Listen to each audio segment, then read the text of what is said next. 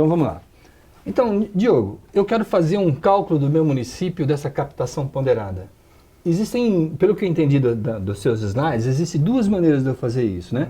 Ou aplicando a fórmula direta, e aí eu faço isso sem entender o que está acontecendo, ou eu faço isso entendendo o processo como um todo, e aí eu mesmo construo a fórmula, porque na prática, assim, eu vou saber onde é que está errado cada uma dessas questões, né? Senão o gestor aplica a fórmula, e aí ele não sabe por que o município dele deu aquela questão tão pequenininha. Fala, isso não entendi nada. Então, mais fácil é para a gente entender como é que a gente constrói essa fórmula, né? Então vamos lá. Para poder fazer isso aqui, eu tenho que somar 3 questões importantes, né? As vulnerabilidades, tá certo? A questão das faixas etárias lá, que é a demográfica, que é a criança e gestante, e a última que é... A tipologia do município, pela tipologia. Os tipos municipais, né? Então, muito bem. Como é que cada uma dessas questões aqui tem um peso, certo? Exato. Um peso, por isso que chama ponderada, um peso, não é? Explica para mim. A vulnerabilidade socioeconômica e o perfil demográfico, eles têm um peso de 30% em cima do valor base. Então, eu tenho um valor base que é 1. Isso. Se eu ponho mais 30% disso, isso aqui é igual a 1,3, certo? Isso. A mesma coisa aqui, 1 mais 30% é igual a 1,3, certo? Exato. E a tipologia? A tipologia, ela tem 3 definições, mas tem outro aspecto também que é de suma importância, que é o parâmetro. Primeiro, nos pesos, né? O urbano, ele tem peso 1, ou seja, não tem ponderação. Urbano é 1. Isso. O intermediário, né, que é o adjacente, ele tem 1,45. 1,45. E o rural, que é o remoto, quer dizer, é peso 2. 2. Então, eu vou olhar para a minha tipologia e vou dizer, na verdade, como é que o meu município se encaixa. Ou ele se encaixa com uma ponderabilidade 1, ou ele se encaixa com 1,45, ou ele se encaixa com o dobro da média nacional, tá certo? Exato. Se for um remoto, né? Isso. O IBGE que fez essas contas, isso não tem nada a ver com o Ministério da Saúde. Isso aqui é uma norma que tem pesquisas... Foi uma pesquisa de 2017, que foi feita pelo IBGE, que vai ser agora aplicada de novo no censo de 2020, e que também, naturalmente, ela vai passar por amplas discussões, mas no momento é essa definição existente. Então, na prática, é isso daqui... Se tiver vulnerabilidade, é isso daqui, se toda a minha população cadastrada estiver nessa faixa etária, tá certo? Um fato, Marcos, que é muito importante é que eles não são cumulativos. Então, se uma pessoa recebe BPC e tem mais de 65 anos, ela vai contar 30% apenas uma vez, ela não vai contar duas vezes. Então, aqui é ou, né? Aqui é ou. Exato. Certo? Isso é muito importante para que as pessoas não somem, né? Tá, mas aqui é E. Exato. Então, eu vou usar ou a vulnerabilidade social, ou a questão demográfica, né, que estabelece no cadastro, e aí eu vou somar isso à minha vulnerabilidade do município. É isso? Então, é 1,3 mais 2,0. Isso aqui significa 3,3. É isso? É assim? Se eu estou partindo do pressuposto que o meu município tem uma população remota, que é difícil eu ir trabalhar com essa população remota, eu estou utilizando esse 2 aqui. Se eu estou partindo do pressuposto que eu tenho uma população vulnerável, de acordo com aquelas questões lá dos 3 condicionantes, então eu estou utilizando 1,3 ou... Isso para a parte dessa população que está no município remoto, que tem essas condições. O que nós fazemos geralmente para chegar no total de pontos? Nós separamos em 2 momentos. Esse momento que é da população que tem a ponderação e um momento da população que não tem a ponderação, que seria 1 mais 2, no caso, né, que não teria 30% em cima. Porque não vai existir 100% da população que vai ter algum critério de ponderação, entende? Então essa separação ela acaba tendo que existir porque não existe nenhum território no país que tenha 100% de população vulnerável que sofra o perfil demográfico. sempre tem uma pessoa que tem um pouco melhor de vida lá, mesmo que seja um município extremamente Exato, pobre, né? Exatamente. Bom, então, aí aqui isso varia. Pode ser, na verdade, esse aqui para cá e esse aqui para lá, dependendo da situação, tá certo? E como é que eu faço a soma dessa história toda aqui? O que nós aplicamos? Nós aplicamos o valor, esse valor aqui multiplicado pela quantidade de população vulnerável e esse valor aqui multiplicado pelo total da população não vulnerável. Se soma-se esses dois valores e chega ao número de pontos. Tá, ok. Então, se eu estou falando de população vulnerável, é a parte de cima, né? Isso. Então, esse 1.3 aqui tem a ver com essa questão demográfica, tá certo? Eu apontei que ele existe aqui. Agora, eu optei por usar esse aqui, e aí se eu optei por usar esse daqui, eu vou utilizar também essa outra complemento aqui, que é da população vulnerável. E aí, na população vulnerável, eu tenho olhar para 100% da população e dizer 20% dela é vulnerável, e aí eu vou usar este cálculo. Então, eu tenho, por exemplo, 20% da população é vulnerável. Então, é 3,3 vezes a minha população, que é 100 mil habitantes, por exemplo, vezes 20 mil, certo? E a outra é 2, porque eu estou morando num município remoto, tá certo? Vezes 80 mil. Então, tudo bem, o meu município tem 100 mil habitantes e mora no remoto. Acho que é meio difícil isso acontecer no país, mas de qualquer maneira, né? Então, isso daqui vai dar para mim um cálculo de quanto é que eu vou estar... Aqui é 3, né? 1 mais 2... Aqui é 3. É mais mesmo, né? É isso? É verdade, senão fica meio distante. É uma maneira de fazer essa multiplicação. A partir do momento que eu faço essa multiplicação, eu somo esse valor aqui mais esse, e vou ter um número de pontos. Sim. Aí eu tenho um número de pontos. E esse ponto, o que eu faço?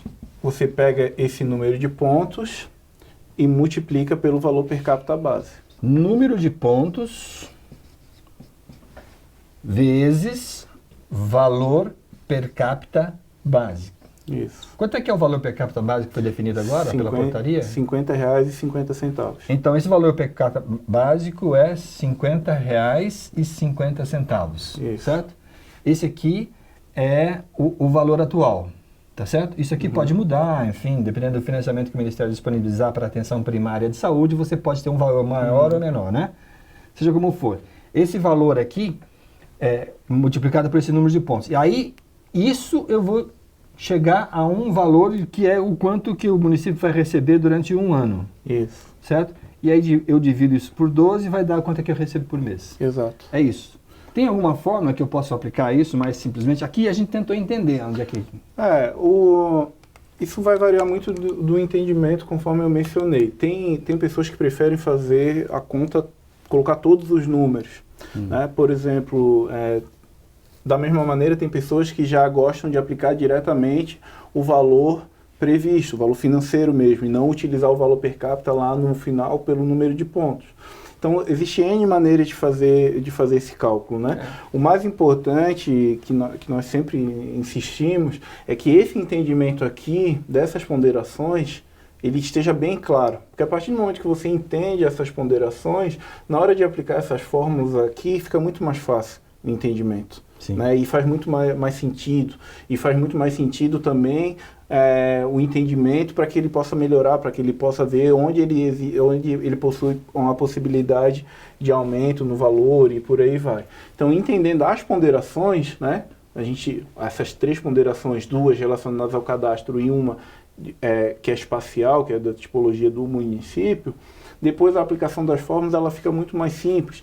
E aí vai ao gosto do freguês, né? Como a gente fala, né? Tem pessoas que vão fazer direto por ter mais facilidade, tem pessoas que ao invés de somar, eles vão multiplicar direto, e assim por diante. As pessoas elas têm, para o entendimento matemático, tem N situações, N maneiras. Inclusive, no início da discussão, se pensou em fazer calculadora, mas uma calculadora automática ela poderia induzir um entendimento muito cartorial do processo. E aí nós perderemos o nosso foco, que é olhar para essas ponderações e entender o território. Né? Então, na prática, a gente tentou dividir essas questões aqui, não aplicar uma fórmula, que é justamente para o apoiador entender o que é que está acontecendo nesse processo. Quando, na prática, sim, eu vou dizer assim, eu tenho tanto de recurso por ano no meu município e ele é oriundo de uma forma que foi aplicada, como é que isso surgiu? Onde é que isso está? Quais são as preocupações que o gestor deve ter em relação a essa quantidade de recursos que ele está recebendo e essa ponderabilidade para poder melhorar o desempenho, melhorar a captação de recursos, a captação de recursos financeiros para o município. Isso aqui é importantíssimo, não é? Um aspecto que eu queria tomar a liberdade de pontuar são os limites financeiros para o recebimento. E esses limites financeiros eles estão muito relacionados ao parâmetro. Num primeiro momento da discussão do Previne Brasil, teve muita polêmica com relação àquele parâmetro de 4.000 pessoas para o município urbano, 2.750 para o município que é adjacente e 2.000 para o município que é remoto. Esse parâmetro, como o próprio nome já diz, ele também está relacionado a essa lógica. Então aqui eu tenho 4.000 de parâmetro, aqui eu tenho 2.750 e aqui eu tenho 2.000. Por que isso é importante? Como o próprio nome já diz, ele é um parâmetro, não pode ser confundido como meta. Por que eu estou falando isso? Os municípios não têm que adequar o quantitativo de pessoas vinculadas a uma equipe por conta desse parâmetro. As pessoas não vão mudar de bairro, ser atendido de outro bairro por conta desse parâmetro.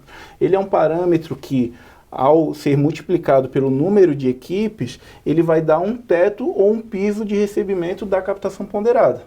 Eu gosto muito de usar o seguinte exemplo. Eu tenho um município de 10.000 pessoas, que ele é urbano, com 2 equipes. O parâmetro é 4.000 para o município urbano. 2 vezes 4, 8.000. Então, ele tem um teto, nesse caso, de recebimento de 8.000 pessoas dentro da captação ponderada. A população dele é 10.000 e ele tem um teto de 8. Por quê? Porque ele não tem a cobertura de 100%. Então, ele vai receber até as 8.000. Receber até 8.000 não significa que ele só pode cadastrar até 8.000. Porque a realidade dele, ele vai cadastrar e vincular quem está sendo atendido. Vai chegar a 12, 13, 10, 9. A realidade. Né? Realidade dele, ponto. Sim. Da mesma maneira, se ele tem um teto de 8 e vinculou 7.000 pessoas, não significa que ele não vai receber pelas 7.000. Ele vai receber pelas 7.000. E ele tem ainda uma margem de recebimento de 1.000 pessoas. Isso é o primeiro exemplo. O outro exemplo que eu gosto de utilizar nessa mesma lógica é esse mesmo município com 10.000 pessoas, só que ao invés de ele ter 2 equipes, ele tem 3. 3 vezes 4 dá 12, mas a população da estimativa de IBGE dele é 10. Então, nesse caso, o teto para recebimento da captação ponderada limita-se ao 10, porque a estimativa do IBGE é 10.000 pessoas.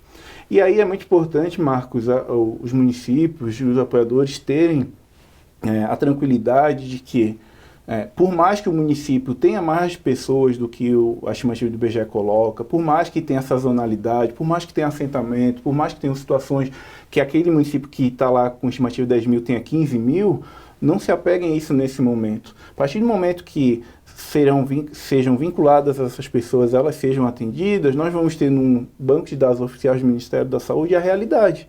A partir do momento que eu comprovo essa realidade, aí sim eu consigo fomentar uma discussão junto ao Ministério para ter outros desdobramentos. Em outros termos, não é o IBGE que vai dar a palavra final. Exato. Na verdade, a realidade do número de pessoas no município que as equipes cadastrarão, que vai apontar depois um processo de discussão junto ao Ministério da Saúde para poder financiar essa realidade. Exatamente. Só queria lembrar aos colegas apoiadores que a maior parte dos gestores sempre falam que o município está aumentando a população. O que nós estamos observando hoje no país, de uma maneira geral, é diminuição da população de pequenos municípios e aumento da população em regiões metropolitanas. Esse é um processo sociológico que está acontecendo nesse país. Eu acho que, inclusive, a saúde é um dos componentes que ajuda a fazer esse processo de centralização. Isso está acontecendo e muitas vezes o gestor fala, mas eu tenho tantas pessoas cadastradas na minha equipe e tudo mais.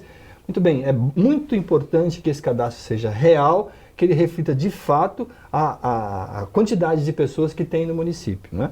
Para depois a gente poder fazer uma reivindicação nossa enquanto municipalidade, como se tem citado aí, né, pelo CONASEMS, para poder dizer assim, junto ao Ministério da Saúde, que esse município precisa ser financiado diferentemente porque ele tem uma população diferenciada em relação àquilo que o IBGE está apontando. Exato. Então, isso está pactuado. Exatamente. Isso se encaixa para as regiões que são fronteiriças. A gente fala muito de Roraima com a Venezuela, mas tem Mato Grosso com a Bolívia, tem Argentina, tem Paraguai. Então, a partir do momento que vocês registram esse atendimento, essa pessoa, vamos conseguir mostrar essa realidade. E outro fato que é muito importante, que se fala desde que SUS é SUS, é aquela situação do município A com o município B, né? O município B está melhor o atendimento, o cidadão do município A vai lá para ser atendido no município B. E aí o gestor do município B, meu Deus, mas a minha população de 10 mil está atendendo 20. Ótimo, vocês vão ter a oportunidade de mostrar oficialmente que estão atendendo 20. E aquele município que está com problema, ao contrário, vai estar lá um município com 20 mil pessoas, com 5 mil pessoas vinculadas e sendo atendidas. E aí a gente vai poder discutir tanto a nível de CIR-CIB e no âmbito tripartite, para que o dinheiro de fato acompanhe onde está sendo atendido e a gente tenha mais justiça nesse processo. Eu acho que você, apoiador, teve a oportunidade de discutir essa questão naquele seminário em Brasília, e agora a gente reviu isso, rediscutiu essa questão, e eu acho que isso aqui ainda vai suscitar muita dúvida, eu não tenho a menor dúvida a esse respeito, né? A gente vai precisar ainda aproximar isso, e eu acho que só tem uma forma da gente resolver isso, é colocando isso em prática e verificando de fato quais os problemas que a gente está tendo, e aí a gente vai aprendendo no caminho, né? Essencialmente é isso a respeito da questão da captação ponderada. Tem mais alguma coisa que acho que... Não, é um entendimento, antes de focar numa equação, focar no conceito e principalmente nas ponderações existentes. E que fique claro que é um processo em lapidação. Nós esperamos que a partir do momento que tenhamos um resultado de acordo com a realidade, nós possamos propor outros critérios. Será que a gente está mensurando de fato vulnerabilidade socioeconômica com esses 3 critérios que estão colocados ou não? Será que vai surgir um fato novo que eu possa ponderar? Será que a ponderação espacial dessa maneira está correta? Isso são todos, é um processo em construção como qualquer coisa no Sistema Único de Saúde. A gente tem que ter um cartaz escrito assim, proibido errar 2 vezes, né? A gente pode errar uma vez só, mas não podemos continuar no erro, né? Exato. Muito bem, vamos parar aqui essa questão de captação ponderada. Agora, eu tenho certeza absoluta que a gente ainda continua com muitas dúvidas, mas eu acho que já deu uma elucidada um pouco melhor nessa situação. Agora a gente vai passar para o terceiro vídeo, que é um vídeo sobre desempenho. Tudo bem?